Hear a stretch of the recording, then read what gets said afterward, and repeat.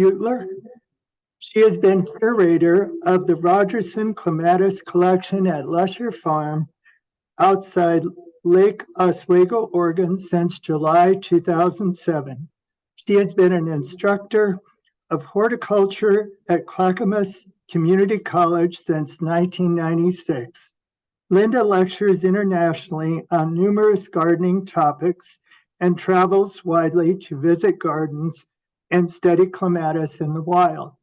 She is the author of Gardening with Clematis, Garden to Vase, and Plant Lover's Guide to Clematis.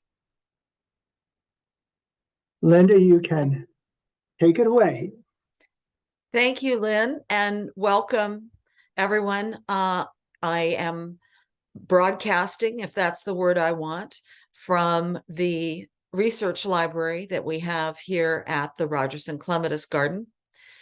And I'm going to be talking to you today about new ways of thinking, especially about pruning.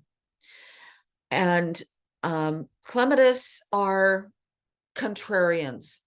They're plants that they don't understand.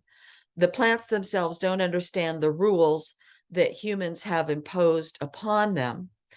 And the other thing that's very interesting about clematis is that starting in the late 1990s, we really are in a renaissance of, I call it the second golden age of clematis. The first one would have been a little over a century ago, of a lot of breeding and bringing new species into the gene pool that we grow as the decorative clematis for gardens. And consequently, it becomes very hard to talk about pruning when we're dealing with new species and new genetics that none of us are very familiar with. So we in the international clematis community have had a lot of conversations, which I've been privileged to lead in some cases, about how clematis are handled. So for every rule with clematis, there is always somebody out there breaking the rule. For instance, clematis have opposite leaves. Well, what do you do with Clematis alternata, the only species where there's only one leaf that comes out of each node? And then there's the clematis, like Clematis foliata from New Zealand, which has no foliage at all. Those little dried up petioles that you see are all that it can manage. All of its photosynthesis happens in those bright green stems, and it does bloom. It flowers early, and it's intensely scented. When you have limited resources as a plant, you go all out when you do finally flower. There's the myth that all clematis want their feet in the shade and their heads in the sun. That's not always true, particularly with plants like Lady Betty Balfour. She loved the heat dome of 2021 and started flowering for us earlier than she normally does.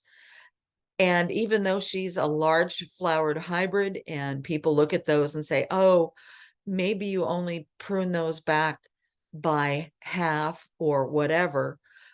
With this particular plant, no matter when or how hard you prune it, it's going to flower later in the season when its wood has had a chance to ripen and produce those big blooms because of hot weather. So last year, our heat profile was waves of days normally in the 80s. We'd rise up to the hundreds, have a couple days in the hundreds, and go back down.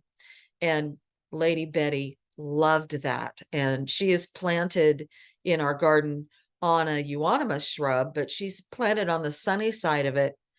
She really does prefer sun from the ground up. And there's plants like Ernest Markham, which are very adaptable. They don't have one rule that applies to them. And so then we have the opposite of that. Oh, people come up and say, oh, are there any clematis that grow in partial shade? And yes, there are actually clematis that are more beautiful when they're grown in partial shade. An example is Blue Ravine, was bred at the UBC garden in British Columbia. And it is a great spring bloomer with those big, soft lavender blue flowers. And in the clematis world, we have a very generous definition of blue because there are just less than a handful of clematis that are really true blue. So when I say something is blue or lavender blue, please just smile and nod and let's not quibble about flower color. And I don't think stretching the color palette is unique to those of us in the clematis world. Certainly the color purple is up for debate when we talk about daylilies, and certainly the color pink is up for debate when we talk about pink trumpeted daffodils, which invariably look peach to me. But when I'm with daffodil people, I do not disagree. I try to be polite. The other case of really great clematis for shade is the Nellie Mosier and a lot of the striped clematis. If those are outgrown in full sun, then they tend to fade out very quickly. So the background color ends up being sort of muddy white, not really pink anymore. And the bars can become sort of brownish red rather than being more vivid. So they really show themselves to best effect when they're in full sun. So the Nellie Mosier that you see there is at the northeast corner of the farmhouse with a rhododendron, which of course we grow a lot of them here. They like our native soil. And we also have some very nice Victorian era ferns around her skirt for her skirts. So if I could have a Men in Black zapper moment and erase all of your memories just about clematis pruning so that you had never ever heard about clematis groups, I would do that. And it probably would take doing it more than once. But as we go forward in this talk, you're not going to hear me talk about clematis groups because internationally, we just don't speak in those terms anymore. And we're talking much more about common sense. We're talking about the health of the plant. We're talking about training the plants. And then only as a third point of conversation do we talk about flowering and pruning for flowering. So there really isn't any other genus of woody plants where people are expected to run in and grab a book every time they want to prune something. So we're trying to make it much more common sense. And the first sort of myth that we're having to bust to do that is that clematis don't rebloom. So that if you have clematis such as Mountaindale here that flowers early, that it won't rebloom. Actually, it will rebloom. So the plant on the left that we're looking at, we grow it in a container because these guys like great drainage. And in a container, you can add chicken grit and other things that are going to make the drainage better. But it's flowering in late April, the picture on the left. And then in August, you can have April and August. And we do this simply by deadheading the plant when it's done blooming. And in a container, we like to feed the clematis with tomato fertilizers. Tomato fertilizers tend to have magnesium sulfate in them because tomatoes are sensitive to lack of magnesium in the ground, just as are clematis. And when clematis are in containers, and this plant is hardy to zones 2 and 3, so you could easily grow it outside in a container in Kansas. And then you're watering it a lot. And you're also, because you're watering it a lot in the summer, you're leaching out fertilizers. So we recommend a blossom booster, like a tomato fertilizer, that also has magnesium sulfate in it, so that the plants stay nice and green and don't start to yellow up from a magnesium sulfate deficiency. So you can get clematis to rebloom.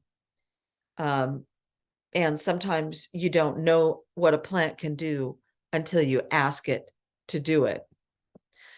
And there are some clematis, like this great large flowered hybrid from Poland. This is Niobe. So here you see it May, August, October, the various partners that we put it in.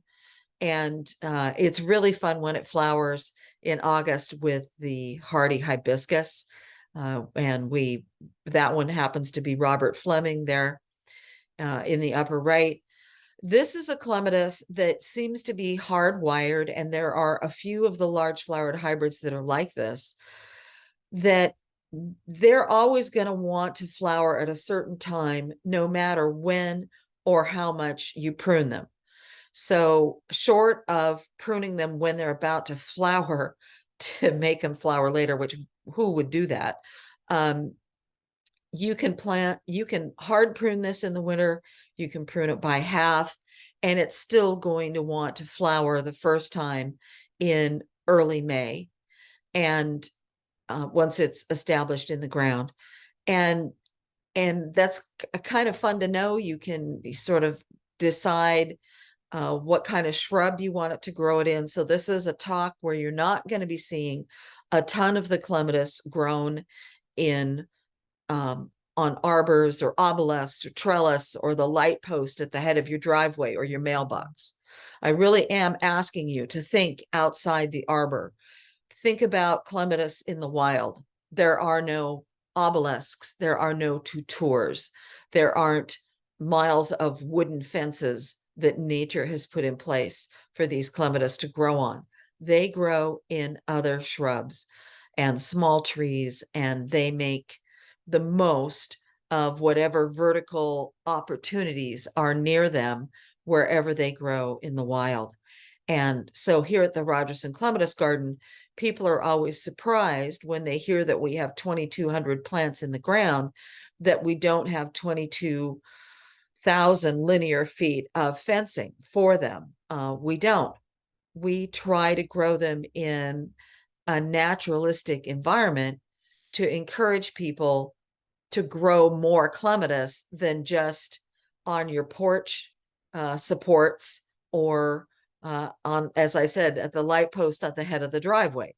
You don't need to be encouraging your spouse to build you trellises. You don't need to be buying expensive wrought iron ornamental ironwork to grow your clematis on. You need some good woody shrubs, and you need some small trees. So we have a lot of boxwood, variegated and evergreen, all green boxwood that we use as sort of punctuation marks around the garden. And here we have viola flowering for the second time. So viola is an introduction from Estonia. It's their advice was always to hard prune it, but if you don't hard prune it, it flowers in May with quite large flowers. You can then hard prune it after it flowers the first time. So you'd be hard pruning it in maybe late June, and look at what it does then in September. It just comes roaring back. We do grow a lot of clematis in containers here because we can, and there's a breeder named Raymond Evison in the UK who has bred dozens and dozens and dozens of clematis that are vines. They do climb, but they flower on short growth. And they're very, very good rebloomers. And one of my favorites, and one of the favorites of our founder, Brewster Rogerson, is Kingfisher. So the margarita you see there is mine, and the beer is my husband's.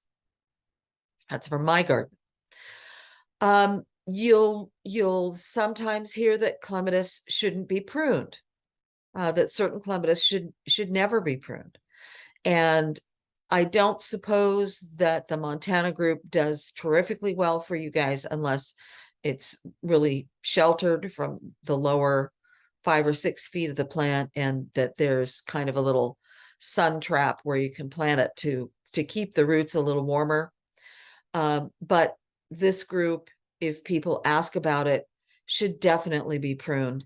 And the best time to prune it is when you're done flowering. When people hear that a plant only flowers once, lilacs only bloom once. There's lots of woody shrubs that only flower once during the year. And people know that you don't prune it in the winter right before it's going to bloom.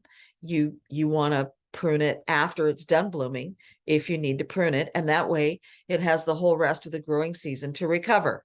And it is the same with the Clematis montana group. They will occasionally force out half a dozen or a dozen flowers on their new growth in the fall, but it's pretty minimal and not anything you need to worry about not getting if you decide to prune these plants in the summer after they've bloomed. So for us, these plants are about 3 weeks late. They're just coming into bloom now. They should have been in bloom a month ago. So here is Tsunami Child, that lovely, harmless looking pink plant we just showed you, trying to push a Catinus down a bank. So we have to go in and intervene when the clematis is done, and we prune it back out of that Catinus. And basically, when you're pruning a clematis to train it, if it's going where you don't want to go, you don't want it to go, you can slap its hands at any time of year. You don't have to wait until a certain time to keep a clematis from going. Maybe you've got a nice tall one. It goes up onto the second story balcony that you have outside your house, and you don't want it to go into the shade tree that you've planted right next to your balcony. So don't let it. Whenever it sends a branch in that direction, just cut it off and keep it going where you want it to go. That sort of pruning knows no season. You can really do that at any time. So in this case, this is Tsunami Child there, right in the middle of the screen. We also have Snowflake. And over here, we have a little bit of pink. That's Tetra Rose. These are all clematis that when we need to get them under control, we do it right after they're done blooming. So it's kind of funny, odd maybe, to be pruning something in June, but we know that it has the rest of the growing season to recover, and that to a large extent, it will rebloom on time in the coming April. So here's looking down that same bank. And so this is clematis. Some people call it summer snow. It's Paul Farge. This is Harrison's yellow rose. This is a hedgerows gold cornus. Here's Snowflake looking at it from the other direction. We have a wonderful cryptomeria that has very yellow new growth. And then this is another Montana Broughton Star, which is a dark pink double that flowers a little bit later. So here it's not really in full bloom yet. Those are all visible from a public pathway. And of course, they're plants that need. So these are plants that in the wild, I have seen a species of Clematis montana called Clematis spooneri growing in the wild. It's very interesting how it grows, and it's fun to learn about plant communities by seeing them in the wild.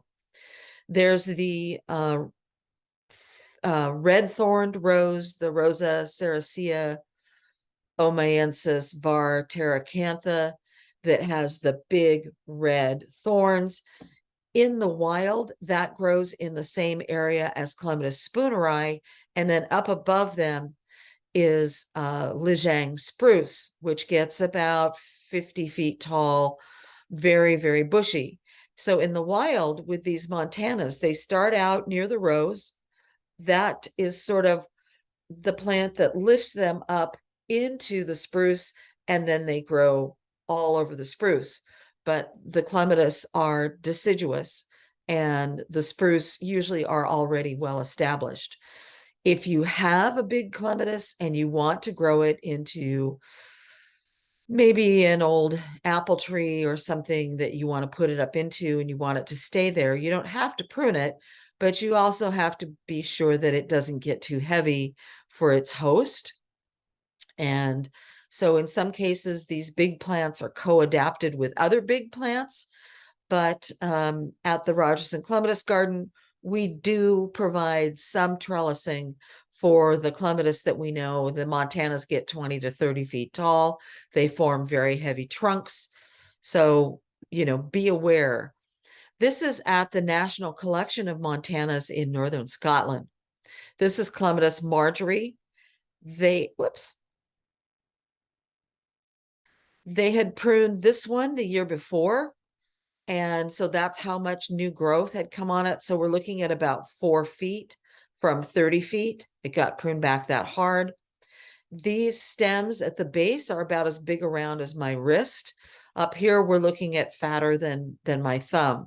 But this plant had been cut back 6 weeks before we saw it. And stop that. And it was already sending up shoots from the roots that were about 15 inches tall. We also have what we call our Frida gate. This is Clematis montana Frida. She gets to looking a little stemly. So every few years we cut her completely off of the gate. She doesn't get to close the gate, but this is our sales gate where we have plants for sale. So this is open 4 times a week, if not more. So it's bent all the way back. So she's at about, more than a 90-degree angle when the gate is open. She gets very used to being bent back and forth. She stays very bendy. I might also mention that she is just as floriferous on the other side of the gate. We're looking at the north side of the gate. So we do occasionally prune her off of the door of the gate to get this part of the plant. And this is her stems down here. This plant with all the green foliage is planted on the other side of the fence.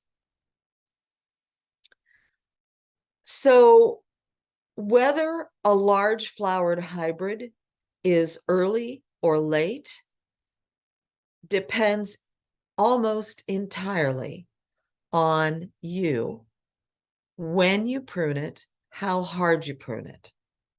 So the later the winter pruning, the harder the winter pruning, the later the clematis is going to be. So this is a study of Gypsy Queen. Gypsy Queen is one of the first hybrids of Clematis jackmanii. So this is an old variety that we're still growing 150 years after it was introduced. So that should tell you something about how great the plant is. And I encourage people, especially who are new to the genus, grow the old timers. Don't be looking for the hottest, newest thing, because we really don't know over the long term how some of these plants are going to mature. But in England, you can see plants of Gypsy Queen that are 50 or 75 years old in private gardens.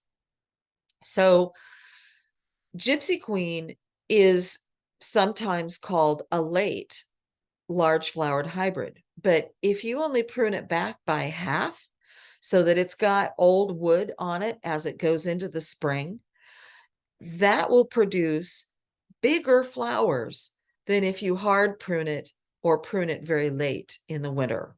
So we like to manipulate Gypsy Queen. And this is one plant of it. This shows you how large. These are probably 8 or 9 inches across, how large they can be. And this is that growth flowering at 4 to 5 feet tall. But Gypsy Queen likes to get tall. She can go 10 to 12 feet tall. And she can do that every year if she's hard pruned. So here she is a little later in the year. So we have deadheaded what had flowered earlier. She decided she wanted to put a branch over into a drymies, which is now Tasmania, because I think that the folks in nomenclature like to keep their jobs, so they change it up for us every few years. So the new growth uh, that was recovering the parts of the plant that we did take off, this is flowering in late July at the top of the obelisk. And then you have some lateral growth, which we just let it go ahead. And then when it was done and starting to form seeds, we cut it back. So you can really manipulate these plants. This over here is Huldine, by the way. So this is a study that I tell on myself. Again, we're looking at Clematis viola. Viola was introduced and bred in Estonia, and there they have a very short growing season because of their high latitude.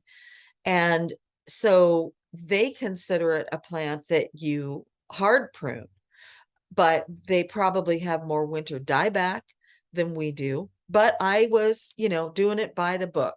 If the people that bred it say to hard prune it, I was hard pruning it until the year I forgot. And I'm standing looking out my bathroom window at the back garden, and here is viola. I thought, what is that? What is that incredible plant combination? So I ran out. This rose is the pink rose is an old bourbon called Great Western. And then the white is an old rambler called Felicity Perpetuae. And here was Viola being her beautiful dark purple self with these bigger than usual flowers because I had forgotten to prune it. And now I always forget to prune it. I don't prune it in the winter at all. It's wrapped around the rose stems, and these are climbing roses. So we only prune them when we really need to sort of get them back under control. Sometimes this arbor looks like it's had a bad comb over when we've done that. But after these roses are done blooming, and they are once blooming for 4 to 6 weeks in the spring, these guys don't rebloom. So I can go in and hard prune viola afterwards. And then she comes up in the fall to decorate she only gets about 6 to 8 feet tall at that point, but she's decorating the lower stems of the roses. So I get 2 blooms out of this plant simply by doing the hard pruning after it flowers the first time and not hard pruning it in the winter at all. It's a mistake I intend to keep making as long as I have my garden. Now, having said that, here's what you can do if you do hard prune it. This is a fabulously beautiful color combination. This is viola. One of the great suppliers of viola is Bluebird Nursery in Nebraska. I know that in most cases, for those of us on the West Coast, they're kind of a wholesale supplier. So I don't know if you can go to there, and I'm trying to think of where they are, maybe Lincoln, Nebraska. Does that sound, I don't know if that sounds right. But anyway, Bluebird Nursery in Nebraska is one of the great suppliers of viola here in the United States. But here at Clematis Corner, Mike Brown's wonderful garden, he has a national collection in England of herbaceous perennial clematis, but he grows all kinds. He prunes viola and Clematis purpurea plana elegans, which is this lovely, dusty, rosy little double pom-pom clematis. He gets them to flower at the same time by pruning both of them hard at the same time in the winter. So they come up vigorously and grow. And this picture was taken in 2017 on the 4th of July. So probably might be flowering a little bit later for you guys if you have a later spring. This is one of the first large flowered hybrids to bloom in the garden. And like Niobe, Guernsey cream is kind of hardwired through whatever the miracle of its genetics is, that no matter how hard you prune it or when you prune it, if you prune it really hard, it's going to flower when it's really short. If you leave some of it, it'll flower in the sort of mid-season range, or you can let it go a little bit. And this is actually 3 crowns. And we rotate which of these clematis gets hard pruned, which gets a moderate pruning, and which one we're leaving to be at the top of the obelisk. But they all, no matter what we do with them, they all start blooming at the same time. And this is often the first of the large flowered hybrids to bloom here at the Rogerson Clematis Garden.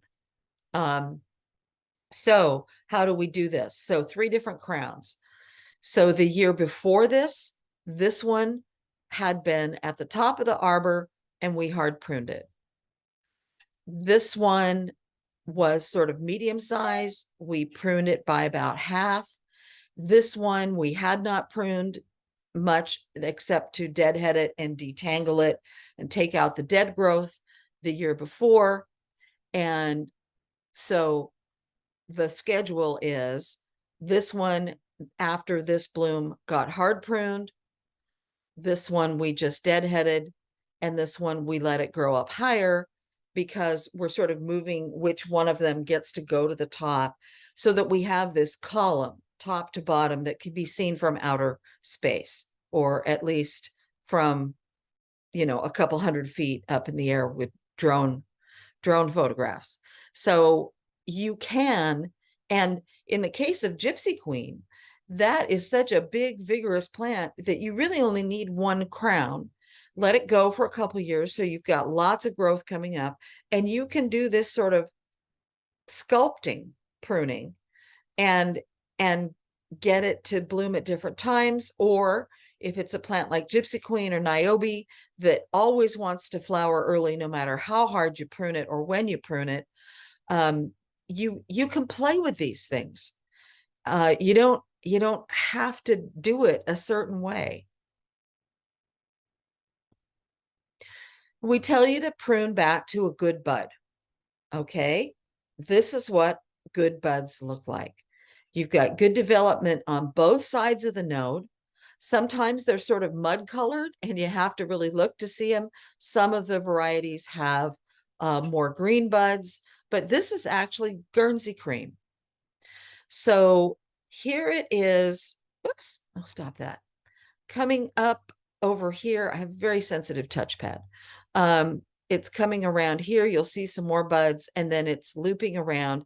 And here's where it flowered last year. You can see the stump where it was deadheaded. And then, so this is not producing any new growth. So I'm going to cut it back first to these buds up here. And then I'm going to look at what the rest of the plant is doing. So here's some good buds. Here's some more good buds. Down below these buds, there may be buds that aren't producing any, or there might be nodes that aren't producing any buds. And down below that, there might be some more good buds. So this clematis is telling me what my options are, and I get to decide how much I want to get that plant back under control. And then we usually leave about 1/2 inch above the buds so that you're not worried about, actually cutting the buds off. You can leave the old petioles that have turned to baling wire, and so that the plant, is still holding itself up. But really, I could have just cut off this dead wood and let it grow from there. In the case of this particular plant, I did end up cutting it back to here because it's about halfway up the obelisk. And this is that mid layer where we want it to bloom for this particular crown. So that's another thing to think about. if you want your clematis to climb a fence, but you don't want it to go over the fence, if you just cut the extraneous vines back to the top of the fence, you're always going to be fighting that plant growing, over the fence. So you have to cut it back further to give it room to reach the top of the fence again. So you need to cut them down, maybe 3 or 4 feet below the top of the fence so that the plant has room to regrow and replenish itself every year. Instead of constantly, you could make a career out of just cutting it off at the top of the fence. So when you see these good buds and you're cutting back to here, these are what's going to produce your new growth. Sometimes the lower buds don't develop, or they don't develop very much because the energy is going up to these top buds.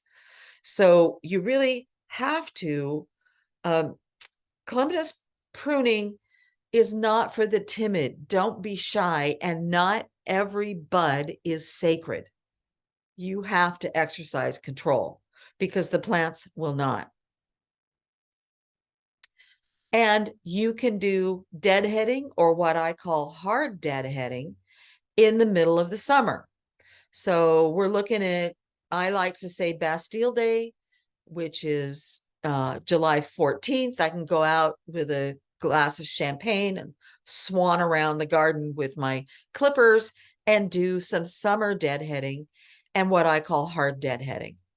So hard deadheading is a situation like I was talking about before, where I've got a clematis that's come up to the top of the fence. It's bloomed beautifully, but I want it to rebloom. And so I'm going to cut it back further than just taking off the spent flowers. So I'm looking for bright green summer buds, and I'm going back to where those buds are. And I'm not necessarily just taking off the spent flower. Now, I know that many of the large flowered hybrids have beautiful, decorative, what I call bouffant Barbie seed tails, and their seed heads are quite lovely.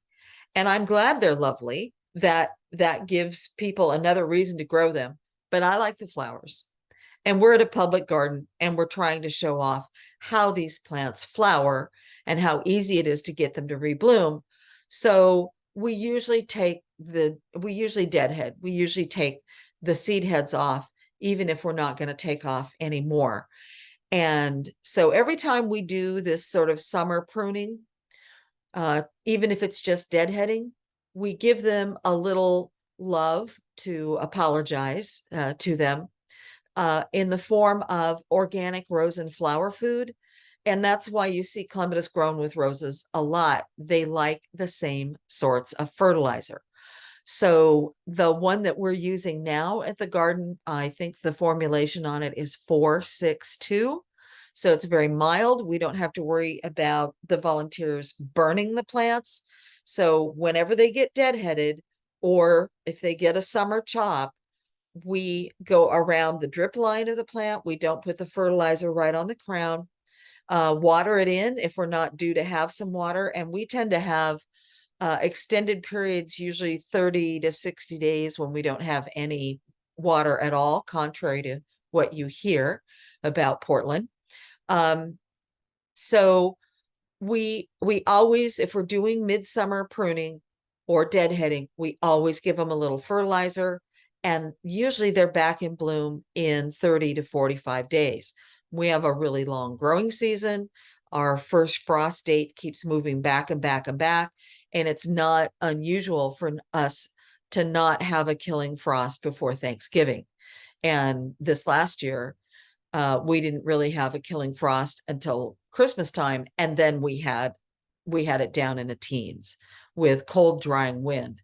So we have, I think this is a climate change issue. We're having extreme changes in weather that are really sudden. So it's not this gradual cooling down into winter, and it's not a gradual rising of temperatures and diminishing of rain as we go into spring and summer. So this weekend, with no warning, sort of, we're going to have 90-degree weather.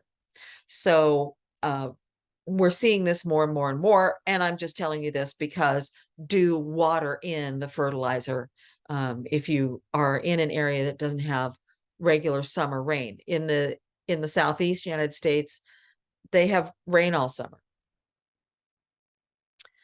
The herbaceous perennial clematis are really, really quite wonderful. This is Clematis integrifolia. It is native to Siberia, Northern Europe, high elevation. It's a plant of the steppes, so it's used to not a lot of snow cover, and it's hardy to zones 2 and 3 in its native range. This is a tough little customer, but like a lot of good herbaceous perennial plants, if you deadhead it, it will flower all summer. So we treat it in several different ways. And one of the things that we do is we completely, none of that top growth is going to rejuvenate. It is an herbaceous perennial plant. So when it's dormant, we're cutting it back to the ground. A lot of times the new shoots are already sitting at the ground level. You don't have to worry about these freezing in the winter. It's like a peony. They want to have those new shoots right at the ground level through the winter, but we do cut them back. We have a big slug problem here, and so we like to get rid of a lot of the debris around these plants early, so that if we start to see slug damage, we can get out there with the Sluggo very early in the season. But we also sometimes will give them a Bastille Day chop. So again, this is more or less mid to late July. Bastille Day is again July 14th. So we just cut them right back to just a few inches tall. And what this does, and we don't do it with all of them. Some of them are really good at reblooming. Others of them, as they're reblooming, the flowers will get smaller and smaller because they really do want to set seed. So if they start to look a little scrappy by mid-July, we cut them right back. And usually in about 3 weeks, they're reblooming, and they're reblooming on shorter, denser growth. Because even though in the summer, we're in denial about the days getting shorter in August when it's hot, we tend to think of that as summer and long evenings, and they are more or less long, but the plants are aware that the days are getting shorter, and oh my God, I need to set seeds. So I need to come back into bloom when I'm 24 inches tall instead of when I'm flopping around at 5 feet tall. And the gene for not climbing in the herbaceous perennial clematis is very dominant. So if you take Clematis integrifolia and cross it with a large flowered hybrid, what you end up with is a big, tall, floppy herbaceous perennial plant. Now, in Europe, in a lot of the public parks, they're now letting those plants flop around. They plant them so that about 5 or 6 feet apart, and then they let the flower growth cover up the crown of the other clematis, and they form these beautiful ground cover plantings of the herbaceous perennial clematis. But in our garden, we like you to see what you're going to get. So a lot of our herbaceous perennial clematis do have surrounds around them, or we lean them into roses, we lean them into hydrangeas, especially the ones that do better in partial shade, and the hydrangea paniculatas, which do well in full sun. We have a lot of really great shrub and leaning herbaceous perennial plant combinations in the garden. But this is what you get when you hard prune this particular plant, Alyanushka, in late July. Arabella is a very, very popular herbaceous perennial clematis. It's a little unusual in that it has up-facing buds and up-facing flowers. Most of the others are sort of down-facing. But Arabella is another one that if she starts looking scrappy in the middle of the summer, you can cut her back to the ground and she will be back in bloom again with a little fertilizer. And you see her here with the herbaceous perennial species, Clematis manchurica. This is a very versatile plant, and we grow it in the Rogerson Clematis garden like a filler, like the way you would put baby's breath in an arrangement of roses to fill the negative space. Clematis manchurica gets 4 to 6 feet tall. It's fairly upright, but it makes these sort of loose clusters of tiny, fragrant white flowers, and it does have gorgeous seed color. All the colors of autumn you will see on these seeds as they're developing. So we have several specimens of them. Some of them get to go to seed. Some of them get pruned so that they keep producing the flowers.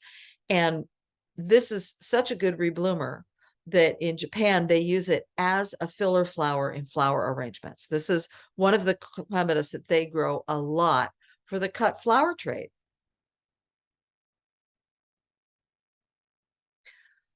So this is an example of a clematis that gets that reblooms really well, or doesn't rebloom very well, but it takes very well to training. So even though Frida in this picture, you see her flowering in May as she normally does, when she's done flowering and she puts on some new growth, we go in and sculpt her back so that we can still see the very naturalistic, whimsical lines of the sculpture that she gets to grow on. Now, Frida can get very large, but the great thing about her, you saw her on the gate before, she's very slow growing. So even though she's capable of getting to 30 feet, it's very easy to keep her shorter. You can stay ahead of her. She will not outrun you. And you can use clematis. Let's talk about some of the applications. Here we are decorating a split rail fence.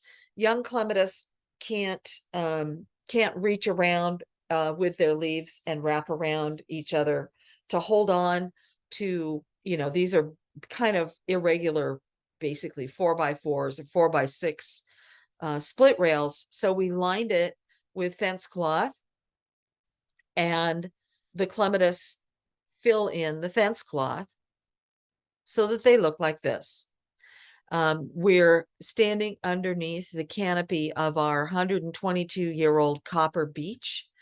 We love this tree, and it's one of the only trees in the garden that we're not going to grow clematis up into. It is a heritage tree.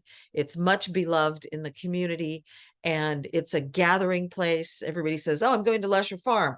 Okay, I'll meet you there. Okay, let's meet under the beech tree, because you can't miss the beech tree when you drive into the farm. And so we don't uh, we don't need to gild the lily. It's a beautiful big tree. So all of these Clematis montaniforms only get to fill in the fence. This is Picton's variety right here. And it's in bloom. If I was to point the camera outside, you would see a scene very, very much like this. I think the beech is actually a little ahead of the clematis this year. Anyway, so it's filled in the fence, and that's all the clematis get. So then it's very easy to come along with your hedge trimmers and just know you can't grow out onto the driveway. This is the amount of space that you get. And there's actually two clematis here. This is Clematis montana odorata, which is going to flower a little later. So again, talking about the big floppy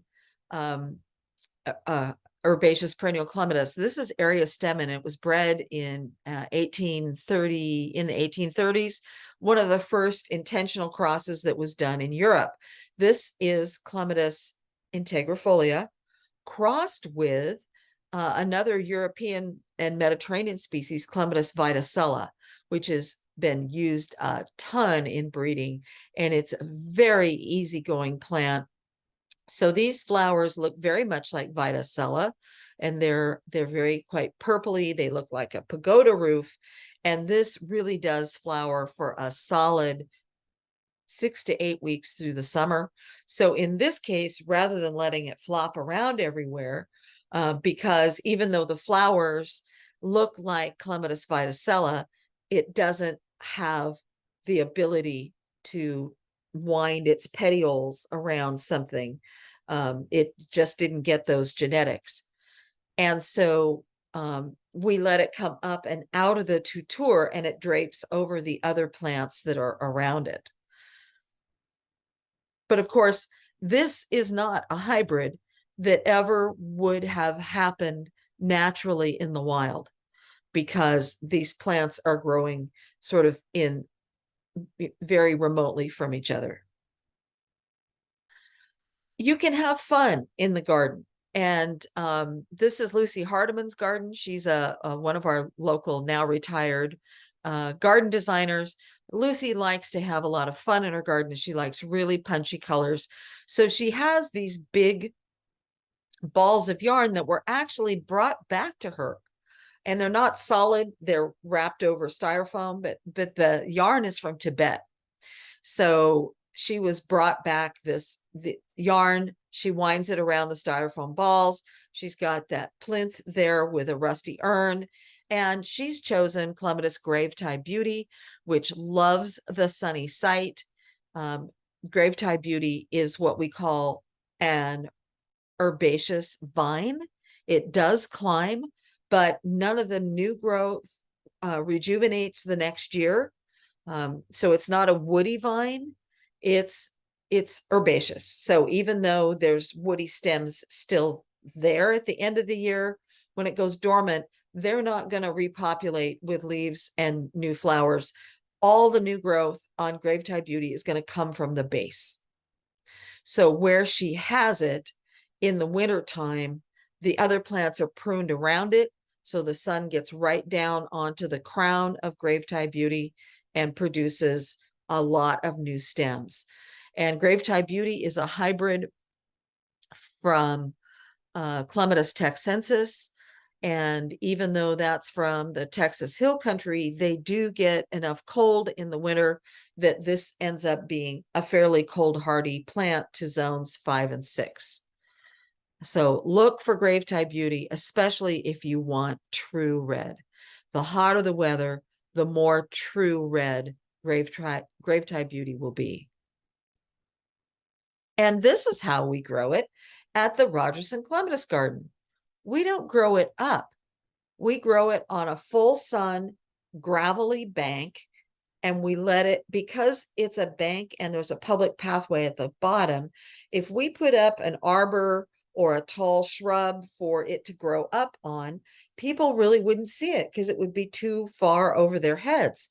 So it has no vertical temptation at all. It rumbles down over the creeping thyme, and in full sun, hot sun settings, creeping thyme is a great ground cover for clematis. The clematis will just come right up through it because it makes such a loose mat. And so we have various kind of tapestry of different kinds of creeping thyme in our gravel garden. And so this is a Angel's fishing rod back here, diorama. So Gravetye Beauty kind of climbs that, but then it drapes down, and we have this wonderful blue and red color combination with that blue-gray foliage of Euphorbia rigida, which we really love because not only does it flower in the spring, the flowers they're chartreuse, they turn an orangey yellow, and then we deadhead them off, and all of this new growth becomes apparent with that beautiful blue-gray color. So up is not the only direction, even for climbing clematis. So here you can see beautiful seed heads, but it's still flowering. And that's because Clematis texensis has a long period of bloom the native plant does, and it keeps flowering as it continues to grow. So once it starts blooming in the height of the heat of the summer, Clematis texensis will usually bloom for about 2 months. And Gravetide Beauty does too. We love perennial, herbaceous perennial and herbaceous perennial clematis combinations. And we love this particular eryngium. This is a sea holly called Big Blue. Then the flowers are big. They're very, very blue. They actually, when you photograph them together, photograph more blue than Clematis Blue River. Blue River is an herbaceous perennial clematis, but I think it's quite pretty. And it's in the height of the summer.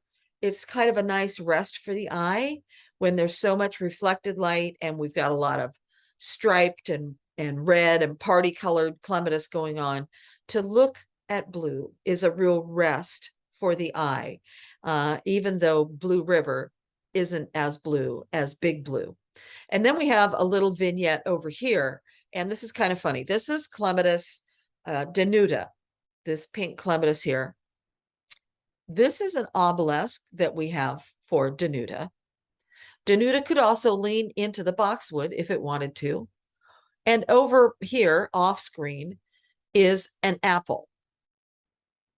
Does denuta climb in any of those? Perfectly capable of doing it. We've given this plant plenty of options. I mean, this is a witch hazel, for goodness sakes. No, she makes a pool of herself. There's 3 crowns down here, one by here, one over here, one by the apple tree. And denuta winds herself around, makes kind of a nest of herself, and the sea holly comes up through it. It's very pretty. So we don't argue. We don't try to stretch denuta out and make her climb when she doesn't want to. That's a good way to break the stems. So, okay, if this is what you want to do, that's fine. It's a very pretty color combination, and we're not going to quibble. So sometimes it's not just knowing when to prune, it's knowing when not to. Sometimes you just have to let them do what they want to do. We love this combination. This is a clematis called Camilla. That's how the name is spelled in Poland as a girl's name. It's not after the new queen. So this is a clematis that flowers double in the spring and single in the fall. So here you see it sort of later summer flowering on this wonderful barberry. We love this barberry. Very, it stays low, makes a nice mound without us doing anything to it. And if we looked up close, those little red leaves are outlined in gold, and they're just really decorative. So because Camilla's first flowers are double, we never take more than half of the old growth off of it, so that there's always old wood that produces the double flowers. Then she goes into active growth. That active growth then matures enough to produce flowers, but they're only single because it's newer growth. So you have to learn what is your clematis capable of. Now, then we also have plants like taiga. Taiga is double every time it blooms. And that means you can prune it or not. You can hard prune it in the winter, so you don't have to look at the dormant stems, and that'll cause it to flower later, but it will always be double. When you deadhead it and it flowers later in the season, it'll be double. So you need to find out, is this double clematis that I'm going to buy always double, or is it only double in the spring? And knowing that tells you how to prune it.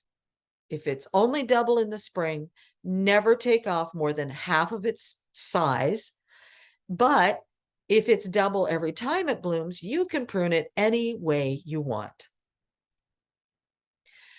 And again, surprises. So this is Casper, and we planted it to flower at the height of the summer with a Caryopteris, also known as bluebeards. And it's a Caryopteris called Summer Snow that's variegated with a nice white outline on the little green leaves. But one year we left some of the lower growth on Casper, and it started flowering earlier with this wonderful, not uncommon or particularly new, tall bearded iris called Country Charm. And we just love this. And we even kind of love that here's the barberry in the background, flowering at the same time. So we deadhead Casper. It comes back into bloom with the Caryopteris foliage when it's all leafed out. So this was really, one of those things where, oh, we left a little extra wood on. Maybe we would have hard pruned it, but now we know we don't, because we want this flower combination as well as the later one. So this is a picture of sort of an intermediate stage. So Casper's planted sort of in front of the Caryopteris. So this is Snow Fairy. I hope I said that name right. So this is Snow Fairy before it blooms, and it has the sort of misty bluebeard, pale blue flowers. But this is Isidore, planted on the backside, because Isidore flowers while Casper is resting in between flowering with the iris and then flowering later when the Caryopteris is in bloom.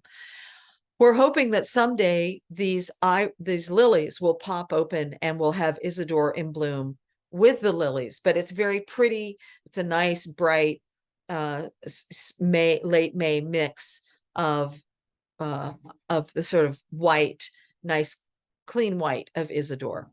So Isidore, sometimes we hard prune, sometimes we leave a little bit of woody structure for it to rebloom on, because we're trying to figure out the timing of when is it going to look its best.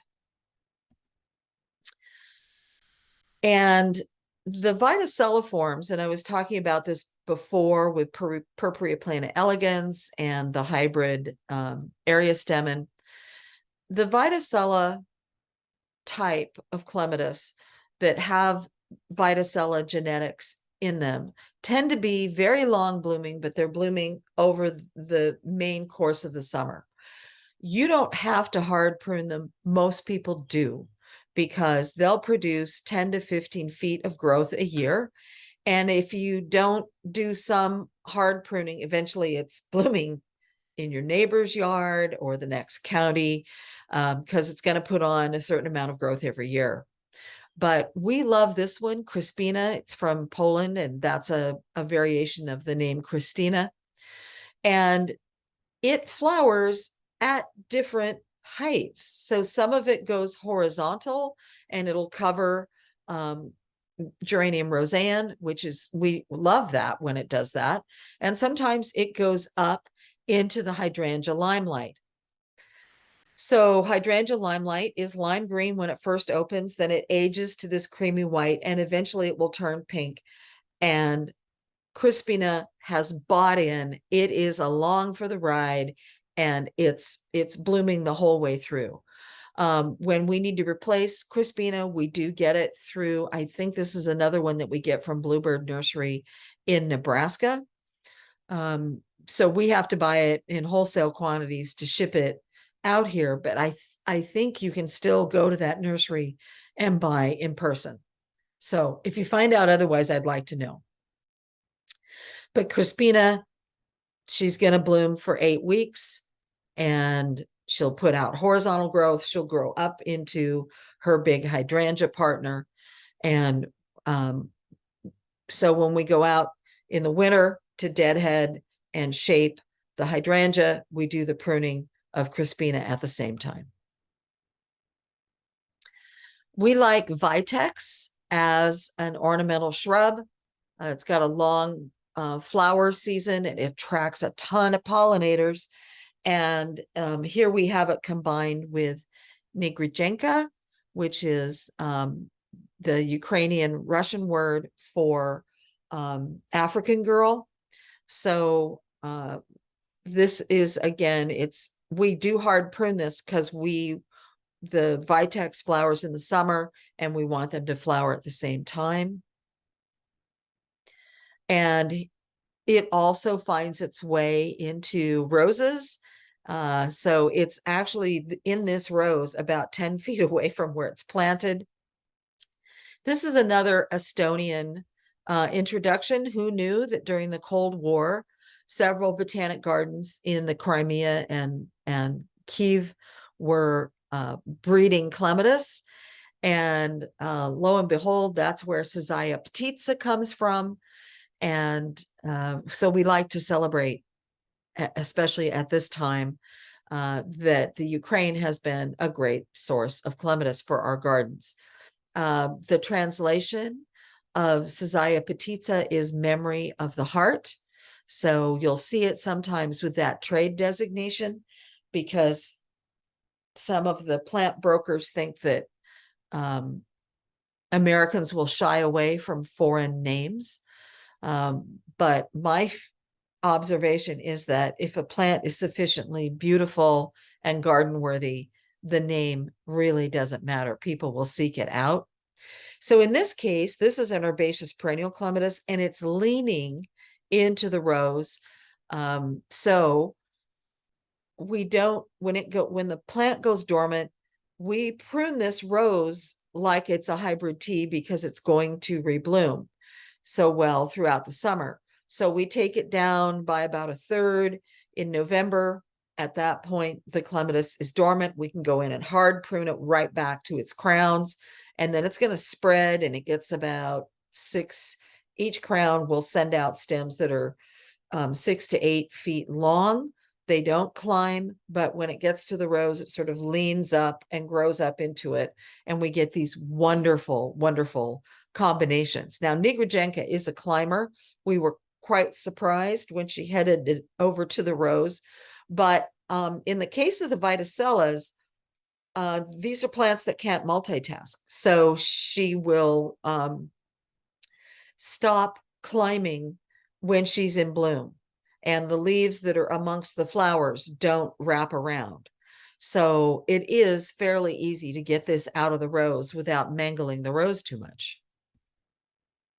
So we're at the end. I want to sort of sum things up, talking about the order of importance and how you prioritize pruning. First of all, prune for the health of the plant. People will say, oh, my clematis has got a lot of dead wood in it. I guess I just have to wait till winter to prune it. Well, that wood is dead. It doesn't have to wait till winter to prune it. Take the dead wood out anytime you see it. That's just good plant hygiene. It's what you would do for any other plant. If you had some winter dieback or slugs or insect damage that had hurt a couple of stems and the rest of the plant looked fine, take the dead stuff out. You don't need that stuff decaying in there and possibly spreading botrytis or other fungal diseases. Take the dead wood out whenever you see it. It's just common sense. And the same with training. Training knows no season.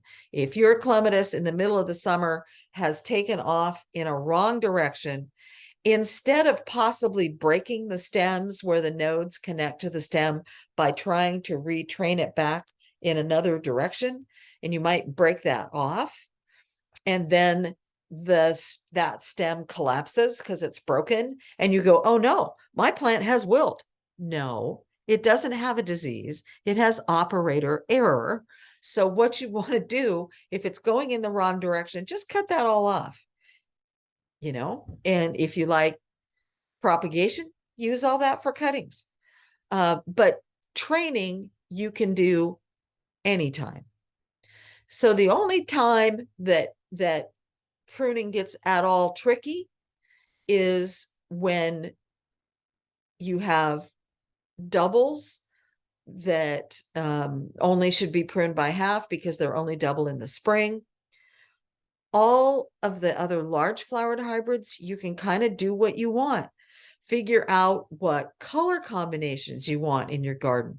Do you want it flowering with your roses? Figure out what the timing is so that you're pruning your clematis and fertilizing it so that it'll flower when you want it to. So it really becomes the art of gardening. Your color combinations, your garden design, and making the pretty pictures that we all love in our gardens. So that's it. You have the recording. I encourage you to share this with other folks who weren't able to Zoom in today. And so we're done and we're ready for questions. Linda, we have one question, and the question is, speaking from Kansas, where we have extreme heat and winds in the summertime, does pruning back, say midsummer, does the heat and extreme winds, are they going to hurt the plant, or are they pretty tough and can make it through that? It's going to vary from site to site. You can always deadhead without taking the plant off of its structure. The more points of contact a clematis has in a windy environment, the more secure it's going to be, so you won't have a lot of breakage.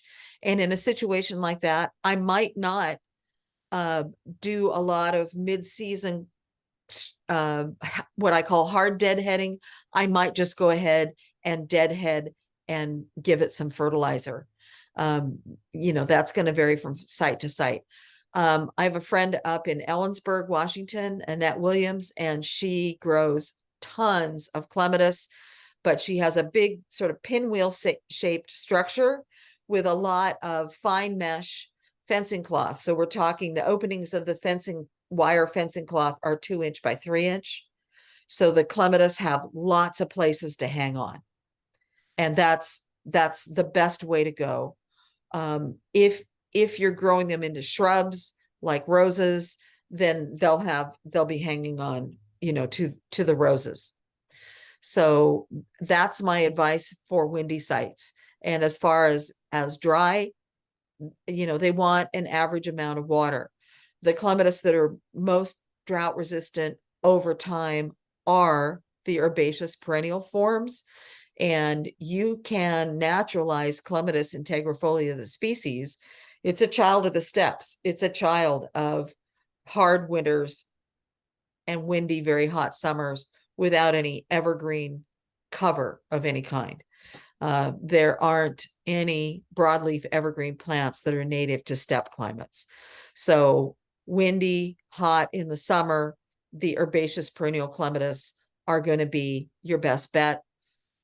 We have a whole list of clematis on our website called Some Like It Hot. So if you go to Rogerson Clematis Collection, Clematis Carrots right there at the top of the screen right now, you'll see our we have 6 information sheets about growing clematis, and we encourage you to print those out and share them. And there is one sheet called Some Like It Hot. And so these are the clematis that like hot sites, that don't mind being hot from the ground up. They're not necessarily drought tolerant. They do want an average amount of water. But I know from gardeners in Colorado, like Lauren Springer, that Clematis integrifolia and those herbaceous perennial clematis do over time become acclimated and don't need much supplemental water in the summer. So I hope that answers that question. That's the only other question we have. Everybody's giving you great kudos for a great presentation. Okay. And we in Wyandotte County, thank you so much for your time. You're welcome. Anytime. Happy to do it. Thank you.